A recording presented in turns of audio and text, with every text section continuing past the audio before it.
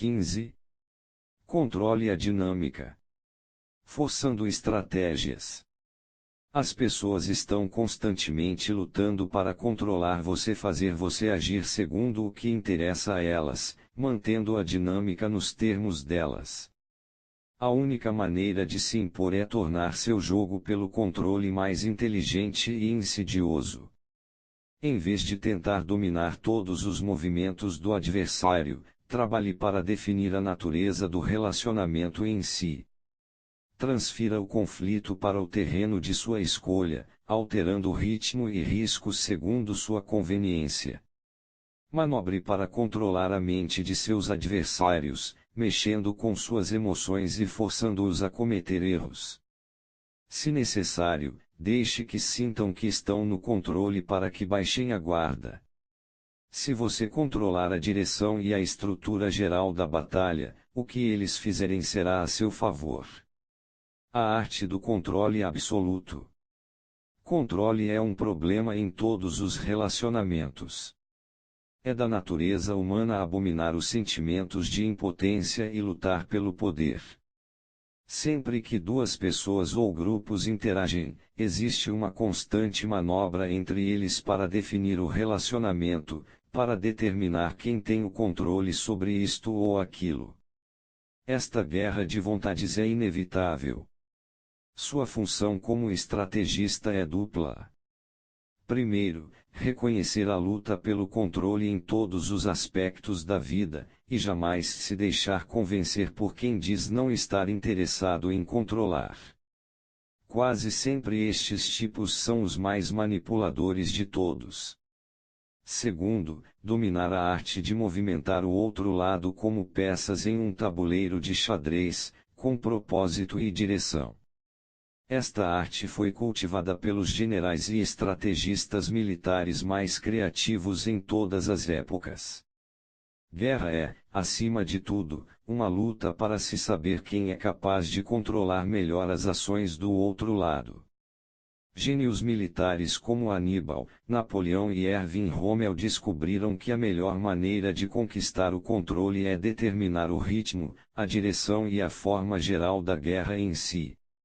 Isto significa fazer os inimigos lutarem em seu tempo, atraindo-os para um terreno com o qual não estejam familiarizados e que seja adequado para você, favorecendo seus pontos fortes. Principalmente, significa ganhar influência sobre o estado de espírito de seus adversários, adaptando suas manobras às fragilidades psicológicas deles. O estrategista superior compreende que é impossível controlar exatamente como um inimigo vai reagir a este ou aquele movimento. Tentar fazer isso só vai gerar frustrações e esgotamento. Há coisas demais na vida e na guerra que são imprevisíveis. Mas se o estrategista sabe controlar o humor e o estado mental de seus inimigos, não importa exatamente como eles reagirão às suas manobras. Se pode assustá-los, deixá-los em pânico, agressivos e irados, ele controla o objetivo mais amplo de suas ações e pode fazê-los cair em uma armadilha mentalmente, antes de os encurralar fisicamente. O controle pode ser agressivo ou passivo. Pode ser um avanço imediato sobre o inimigo, fazendo-o recuar e perder a iniciativa. Pode ser bancando o desentendido, fazendo o inimigo baixar guarda ou atraindo-o para um ataque de surpresa. O artista do controle tece essas duas atitudes em um padrão devastador: atacar, recuar, atrair, dominar. Esta arte é infinitamente aplicável às batalhas do dia a dia. Muita gente tende a fazer jogos inconscientes de dominação ou são flagradas tentando controlar todos os movimentos de uma outra pessoa. Ao tentar administrar e determinar demais, elas se esgotam, cometem erros, afastam os outros e acabam perdendo o controle da situação. Se você compreende e domina a arte, instantaneamente se torna mais criativo em sua abordagem para influenciar e controlar o outro lado.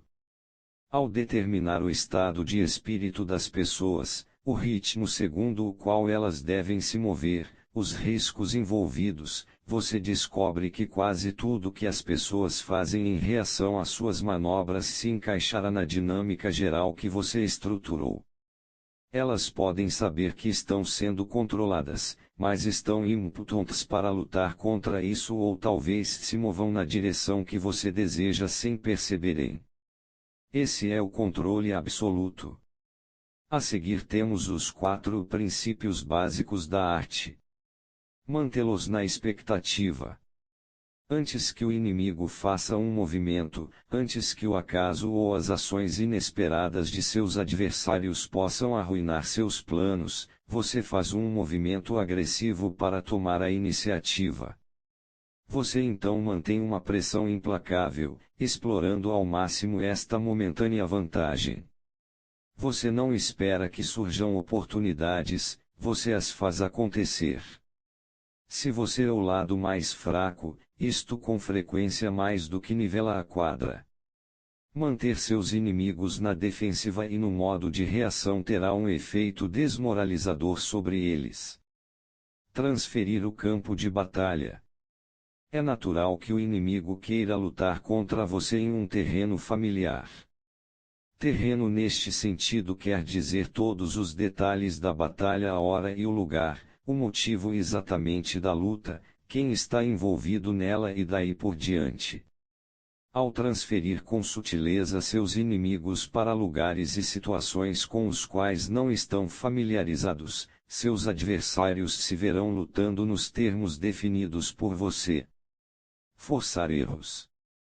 Seus inimigos dependem de executar uma estratégia que os favoreça, que tenha funcionado no passado. Compete a você uma dupla tarefa: combater de modo que eles não possam usar a força e a estratégia deles e criar um nível tal de frustração que eles cometam erros no processo. Você não lhes dá tempo para fazer nada, você joga com as fragilidades emocionais deles, irritando-os ao máximo, você os atrai para armadilhas mortais. Não é tanto o que você faz, mas os erros que eles cometem que lhe dão o controle. Assumir o controle passivo. A melhor forma de dominação é fazer os adversários pensarem que eles é que estão no controle. Acreditando estarem no comando, é menos provável que resistam ou fiquem na defensiva. Você cria esta impressão movendo-se com a energia do outro lado, dando terreno, mas lenta e sutilmente desviando-os para onde você quer. Costuma ser a melhor maneira de controlar os que são agressivos demais e os passivo-agressivos. Quem se sobressai na guerra força homens e não é forçado pelos outros. Sun Tzu, século IV a.C. Exemplos históricos. No final de 1940, as forças britânicas no Oriente Médio tinham conseguido garantir sua posição no Egito e recuperar uma boa parte da Líbia, da qual os italianos, aliados da Alemanha, haviam se apoderado na Segunda Guerra Mundial. Depois de conquistar a importante cidade portuária de Benghazi, os britânicos estavam a postos para avançar mais para o oeste, até Trípoli, o que lhes permitiria expulsar os italianos do país de vez. Então, sem ninguém esperar, chegou uma ordem para interromper o avanço. O general Archibald Wavell, comandante-chefe das forças britânicas no Oriente Médio, estava guerreando em um número excessivo de frentes. Visto que os italianos haviam se mostrado bastante incompetentes na guerra no deserto, os britânicos acharam que podiam se dar o luxo de criar uma linha defensiva na Líbia, aumentar suas forças no Egito e lançar uma grande ofensiva contra os italianos em abril do ano seguinte. Notícias de que uma tropa blindada alemã liderada pelo general Erwin Rommel havia chegado a Trípoli, em fevereiro de 1941, não alteraram os planos dos britânicos. Rommel tinha sido um soberbo comandante durante a Blitzkrieg na França no ano anterior. Mas aqui ele estava sob o comando italiano, dependendo dos incompetentes italianos para suprimentos e sua força era pequena demais para deixar os britânicos nervosos. Além do mais, relatórios do serviço secreto revelavam que Hitler o havia enviado para lá com ordens de não fazer mais do que impedir que os britânicos avançassem até Trípoli. Então, sem avisar, no final de março de 1941, os tanques de Rommel avançaram rapidamente para o leste. Rommel havia dividido seu pequeno exército em colunas e as lançara em tantas direções diferentes contra a linha defensiva britânica que ficou difícil imaginar quais seriam suas intenções. Estas colunas mecanizadas moviam-se com incrível velocidade, avançando de noite com pouca luz. Repetidas vezes elas surpreendiam o inimigo, aparecendo de repente a seu flanco ou retaguarda. Com sua linha rompida em múltiplos lugares, os britânicos foram constrangidos a recuar cada vez mais para o leste. Para Wavell, que estava acompanhando estes eventos do Cairo, isto era revoltante e uma total humilhação. Rommel estava criando um caos com um número desproporcionalmente pequeno de tanques e graves limitações de suprimentos. Em poucas semanas, os alemães tinham avançado até a fronteira do Egito. O mais devastador nesta ofensiva foi a novidade no modo como Rommel lutava. Ele usava o deserto como se fosse um oceano. Apesar dos problemas de suprimentos e do terreno difícil, ele mantinha seus tanques em constante movimento. Os britânicos não podiam baixar a guarda nem por um instante, e isto os exauria mentalmente. Mas seus movimentos, embora aparentemente aleatórios, tinham sempre um propósito. Se ele queria tomar uma determinada cidade, seguia na direção oposta, depois dava a volta e atacava de um lado inesperado. Ele trazia uma frota de caminhões que levantavam bastante poeira para os britânicos não poderem ver para onde ele ia e dar a impressão de ser um exército muito maior do que aquele que na verdade estava atacando. Rommel seguia junto com a linha de frente, arriscando-se a morrer, de forma a ser capaz de fazer julgamentos rápidos em ação, enviando suas colunas de um lado para o outro antes que os britânicos tivessem tempo de imaginar qual era o jogo. E ele usava seus tanques ao contrário de como faziam os britânicos, para matar.